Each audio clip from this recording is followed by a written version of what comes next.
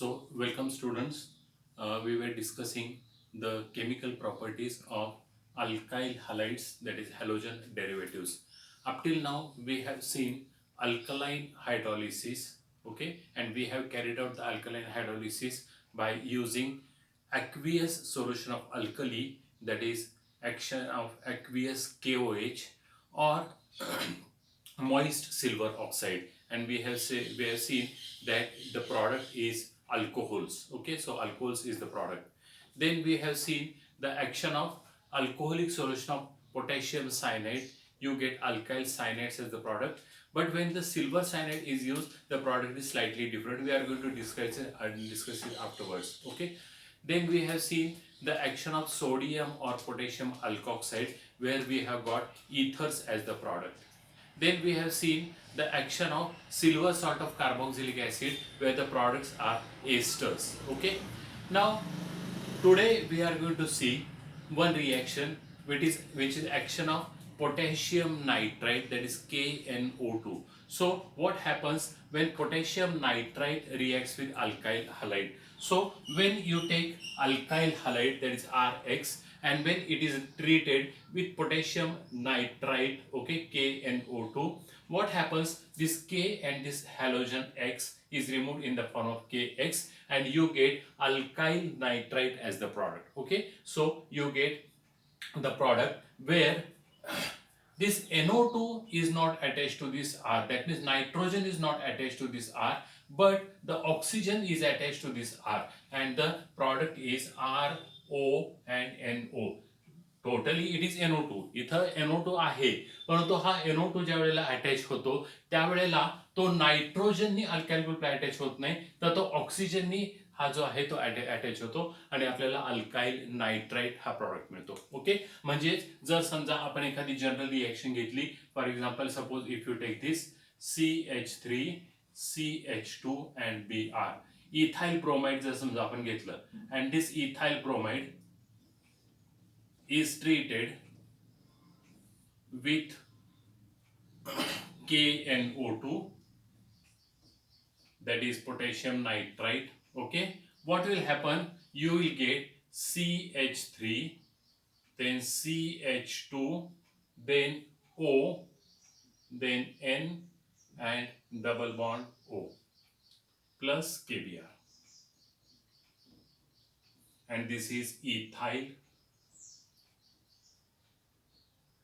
nitrite. Okay, you get ethyl nitrite as the product. So here the attachment is through the oxygen and not through the nitrogen. Okay, ह्याच्या अगोदर आपण अशीच एक reaction बघितली होती, action of potassium cyanide. ठीक आहे, की जिथं तुम्हाला अटॅचमेंट जी झाली होती alcoholic solution of potassium cyanide, तिथं अटॅचमेंट जी होती त्या CN ग्रुपच्या C बरोबर अटॅचमेंट जी होती ती अटॅचमेंट होती, आणि ज्या वेळेला तुम्ही सिल्वर सायनाइड ज्या वेळेला तुम्ही घेतलं त्यावेळेला ती अटॅचमेंट जी होती ती नायट्रोजनच्या थ्रू होती.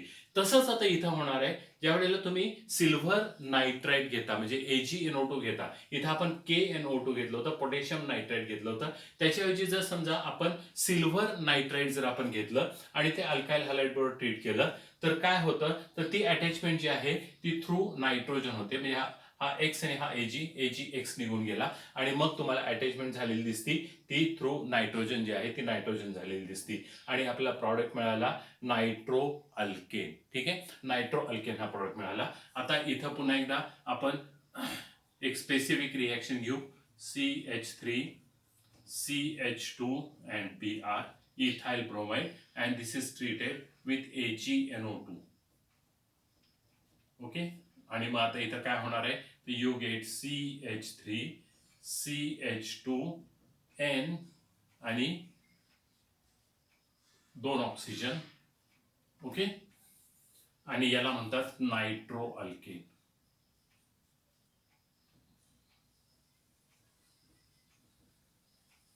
आता या दोन रिएक्शन मध्ये जर समजा आपण ऑब्झर्व केलं तर तुम्हाला ज्या वेळेला पोटॅशियम नायट्राइट आपण घेतो, KNO2 घेतो, त्यावेळेला आपल्याला अल्काइल नायट्राइट हा प्रॉडक्ट जो आहे तो प्रॉडक्ट मिळतो. आणि मग आता अटॅचमेंट बघा, KNO2 ची अटॅचमेंट जी आहे थ्रू ऑक्सिजन झालेली आहे. आणि मग आता याच्यामध्ये जर आपण बघितलं, आपल्याला माहिती आहे की ऑक्सिजन इज बायव्हॅलंट. ऑक्सिजनची व्हॅलन्सी जी आहे ती 2 आहे. आता ही ऑक्सिजनची व्हॅलन्सी सॅटिस्फाय होते का, तर एक इथं CH2 ला जोडलेलं आहे आणि दुसरी व्हॅलन्सी जी आहे ती नायट्रोजनला जोडली. म्हणजे हा नायट्रोजन, हा ऑक्सिजन जो आहे हा बायव्हॅलंट आहे, हा इथं आपल्याला दिसतो.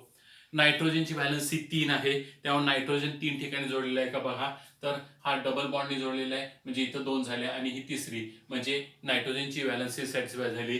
या ऑक्सिजनची होती का, तर डबल बॉन्ड आहे म्हणजे ऑक्सिजनची होती. म्हणजे अटॅचमेंट ऑक्सिजननी जर झाली तर सगळ्यांच्या व्हॅलन्सीज जे आहेत ते व्हॅलन्सीज सॅटिस्फाय होत आहेत आणि आपल्याला इथाइल नायट्राइट किंवा अल्काइल नायट्राइट हा प्रॉडक्ट जो आहे तो प्रॉडक्ट मिळतो. पण तेच जर समजा आपण AgNO2 जर आपण वापरलं तर आपल्याला नायट्रो अल्केन्स मिळतात. आता नायट्रो अल्केन्स ज्या वेळेला मिळतात त्यावेळेला तुम्हाला इथं दिसतंय, तर अटॅचमेंट जी आहे थ्रू नायट्रोजन जे आहे ती थ्रू नायट्रोजन झाली. आता जर इथं जर आपण बघितलं तर या ऑक्सिजनची व्हॅलन्सी पूर्ण झालेली आहे, डबल बॉन्ड आहे, त्यामुळे काही प्रॉब्लेम नाहीये.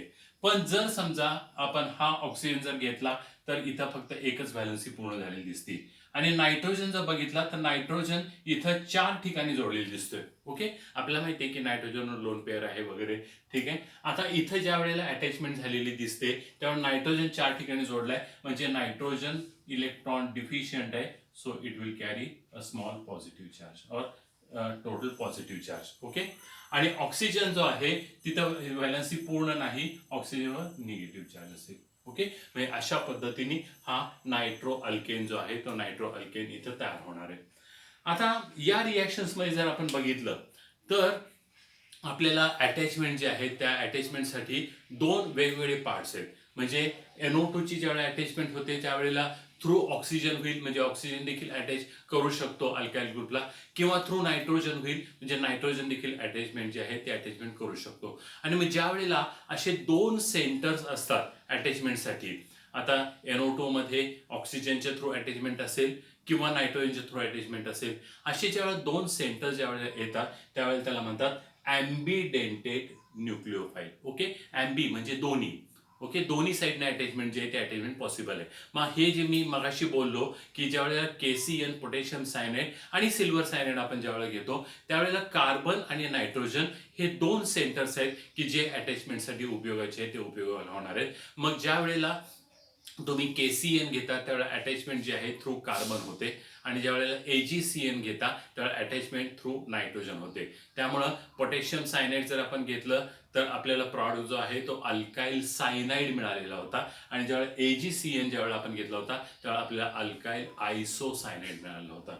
आणि तेच ज्यावेळेला आपण KNO2 घेतो पोटॅशियम नायट्राइट त्यावेळेला अटॅचमेंट जे आहे थ्रू ऑक्सिजन होते आणि आपल्याला अल्काइल नायट्राइट हा प्रॉडक्ट मिळतो. आणि ज्या वेळेला जी अटॅचमेंट जी आहे थ्रू नायट्रोजन होते त्यावेळेला आपल्याला नायट्रो अल्केन्स हा प्रॉडक्ट मिळतात, आणि म्हणून त्यांना म्हणतात अँबीडेंटेड न्यूक्लिओफाइल्स. आता अँबीडेंटेड न्यूक्लिओफाइल्स कोण आहेत, तर KCN आणि AgCN. ओके, हा एक अँबीडेंटेड न्यूक्लिओफाइल आहे. आणि दुसरा कोण आहे, तर KNO2 आणि AgNO2. ओके, तर हे अँबीडेंटेड आहेत, म्हणजे दोन्ही साईडनं अटॅचमेंट जे आहे किंवा 2 वेगवेगळे आपल्याकडं पार्ट्स आहेत की जे अटॅचमेंटसाठी उपयोगाला येणार आहेत, आणि त्यांना म्हणतात अँबीडेंटेड न्यूक्लिओफाइल. ओके, आता हा शब्द अँबीडेंटेड हा शब्द जो आहे हा शब्द आपल्याला सेक्शन 1 मध्ये आपण जेव्हा कोऑर्डिनेशन केमिस्ट्री हा टॉपिक स्टडी करणार आहे, ह्या कोऑर्डिनेशन केमिस्ट्रीमध्ये आपल्याला हा शब्द येणार आहे. तिथं लिगँडची अटॅचमेंट असते, आणि मग ते लिगँड जे आहे म्हणजे ते लिगँडची अटॅचमेंट जे असते त्याच्यामध्ये 2 सेंटर्स असतात, आणि मग ते 2 सेंटर्स जर असतील तर तुम्ही बायडेंटेड लिगँड त्याला म्हणता.